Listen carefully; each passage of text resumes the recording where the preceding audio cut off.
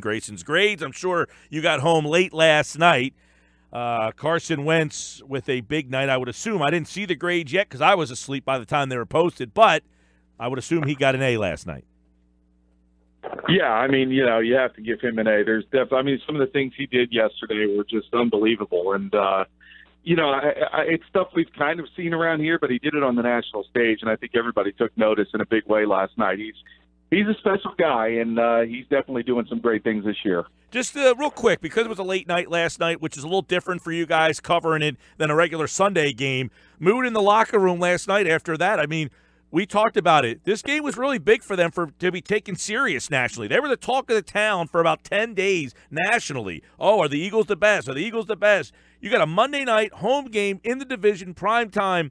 You take care of business. Sometimes that team slips up and it's, they weren't as good as we thought. Dallas won by 30 this week. Maybe Dallas. What was it like in there last night?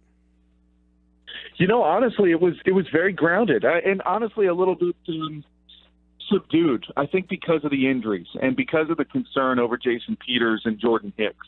So there wasn't any rah-rah, huge, celebrating going on by those guys. They certainly were glad they got the win. They loved the energy and the effort they got from the crowd as well. But they've remained grounded. They've stayed humble in the face of victory. They know that they have the best record in the league. But I think the biggest thing that came out last night is they were just mostly concerned for their teammates as they waited to find out how bad those injuries were. Scott Grayson with us after the Eagles beat the Redskins last night on Monday Night Football. Well, Scott, you talked about Carson Wentz getting the A with your report card. Who else graded out in the A category? Well, I mean, I think, you definitely have to go Carson Wentz was first and foremost the biggest guy to get the A. But I liked things that went on as well. Zach Ertz has been steady and been consistent. He's been a huge part of their success offensively. And Mac Hollins, to me, I think this guy's going to be a long-term answer for them, a wide receiver. He, whenever he gets an opportunity, takes advantage of it. And last night, his one target was a deep ball that really helped to break things open for them offensively downfield. Huge catch. Corey Graham, to me, another guy who has, came in and got his opportunity and just happened to be in the right place when Kirk Cousins, arm got hit and picked off the pass.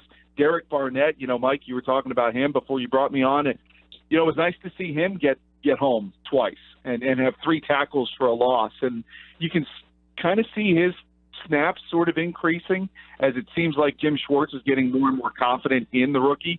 And I think that's great. Nelson Aguilar, look, he made a great fingertip catch at one point that I thought was huge. And, over the middle that he was not making a year ago. He's definitely a different player this year, loves playing in the slot. And those are guys that I really marked up with A's that brought it home last night. Yeah, I know last night on the Graham play, I said something about a Graham cracker since it was Brandon Graham that had that hit that hit Kirk Cousins' arm, and then Corey Graham comes up with the football. Plus, I thought Derek Barnett, and I saw your report card. It's up on 973ESPN.com on our website right now, Scott. But he also had one play, a hit behind the play where, look, was it legal, was it not legal? All I know is it sent a message. It sent one of their guys to the sideline, so you know that he's operating at 100%. Well, not everybody got A's. One person on your report card got a poor grade, and that person was at the linebacker position. Who got the D?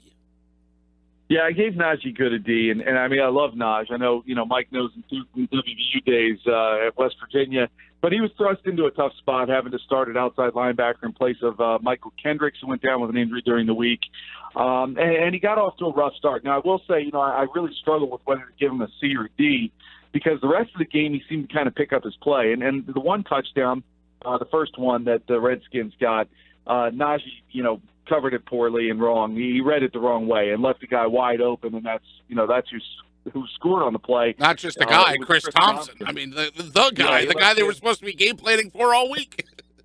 Yeah, left him wide open, and it was an easy touchdown. And it's big when they lose a guy like Jordan Hicks, and you don't have Michael Kendricks. So Hicks, we know, is gone for the year, and now it's going to be up to whether or not Michael Kendricks can get back and stay healthy because they're really going to need him to. And in the back of my mind here with these big injuries, we all know how he loves to wheel and deal. The trade deadline's next Tuesday, I believe. So, what are they looking to do? How are they looking to do it? Is it going to be by a free agent signing? Is it just going to go with what they got? Or are they going to look to make a trade at some point? But I like Naj on special teams. Just struggled a bit early on in that game. That's why I gave him a D. Scott Grayson, Grayson's grades are posted. Wendell Small and LeGarrette Blount, you gave both of them the C. The running game didn't really get going, but when it mattered the most, they were able to do it. And Smallwood had a couple of nice runs that were negated in that messy series early in the game. I mean, he had a couple of nice bursts. They tried to get him going early, but once that series was over, they never seemed like they tried to refocus back on the run as much as they had in previous weeks. Yeah, and I sit next to John McMullen in the press box, and we had an interesting conversation. I know you guys will when you talk to him later. I just don't get the running back rotation right now. It's, to me, LeGarrette Blount's the kind of a guy you want to feed a little bit early on to get a feel for the game. Same thing with Wendell Smallwood, and they did in Smallwood's case where he had a couple of nice back-to-back runs, broke a couple tackles along the way, but then, then they're bringing in Barner for some runs. You get Corey Clement a couple of run plays, and you don't end up seeing Blount or Smallwood for a while, especially when you don't get a first down on a couple of those possessions. I don't understand the idea of running four of those running backs out there. I think this needs to be a committee of three. Predominantly, in my mind, Blount and Smallwood need to get, the bulk of the carries just because they're two really different kind of runners that the defense has to handle. And you can mix in another guy there, here or there. But, neither one of them got into a rhythm. The offensive line didn't block some of those run plays well, so it didn't fall squarely on those two guys in my mind. But you're right. When they needed him at the end of the game, LeGarrette Blount came up with a huge run, ended up with 29 yards rushing. He had a 21-yard run and had 13 carries for a total of 8 yards. So you can just tell how rough his night was in those stats. Yeah, and another thing, Rick, too, you saw on the running game, they gave the ball to Clement. He had got the guy late in games on short yardage. He fumbled the ball there, and now he recovered it, but you saw Peterson's face was like, all right, I gave this guy the opportunity. Little Garrett, you're in there. I mean, he made the switch. But he stuck with Clement because that was the role that he had given him. But as soon as he messed up, he made the quick switch there. So you could see that Doug was cognizant of what was going on at that time. Yeah, and it's funny. Before that happened, I said to John, now why is Clement in here at this point when you need a guy to just hold on to the ball?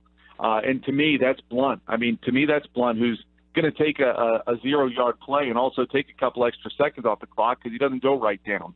So those are the things that right now, I think Doug Peterson's doing a lot of good things, and I got to give him a lot of credit for that. Those kind of things with the running backs right now, I'm kind of scratching my head at. And you gave Doug Peterson a B last night, so obviously there was not a perfect game for Doug. They were sloppy. Now, they hadn't played for 10 days, but they got all – that early exchange in the game was just hideous with both teams. Yeah, a ton of penalties early in that game. Yeah, it was brutal, and a couple of the guys, Lane Johnson just kind of said that is the worst start to a game I've ever had at any level of football. That's you factor in Pee Wee and stuff like that. It was just that awful. That's why look, I put in here too. I didn't mind Carson's interception. It was as good as a 51-yard punt. I saw you tweet that. That was a good point.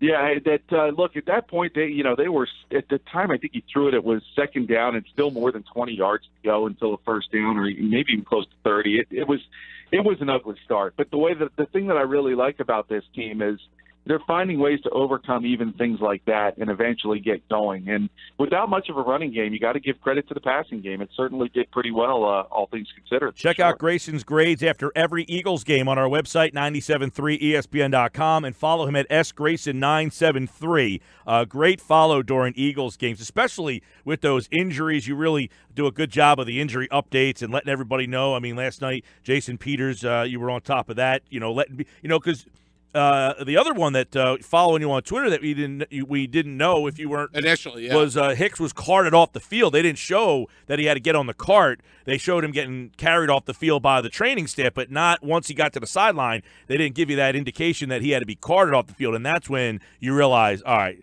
he couldn't put weight on it, which could have indicated a sprained ankle or something to that Broken effect. ankle, but Achilles. Yeah. When you saw that he had to get on a cart, that was not a good sign. So follow Scott always, and Scott will be there on Sunday for Eagles 49ers, and then the following week, Eagles take on Denver. So a 3-game homestand here before that bye week. We'll, of course, have Grayson's grades after every Eagles game here on the Sports Bash. They're brought to you by Tuckahoe Turf Farm. Thank you, bud.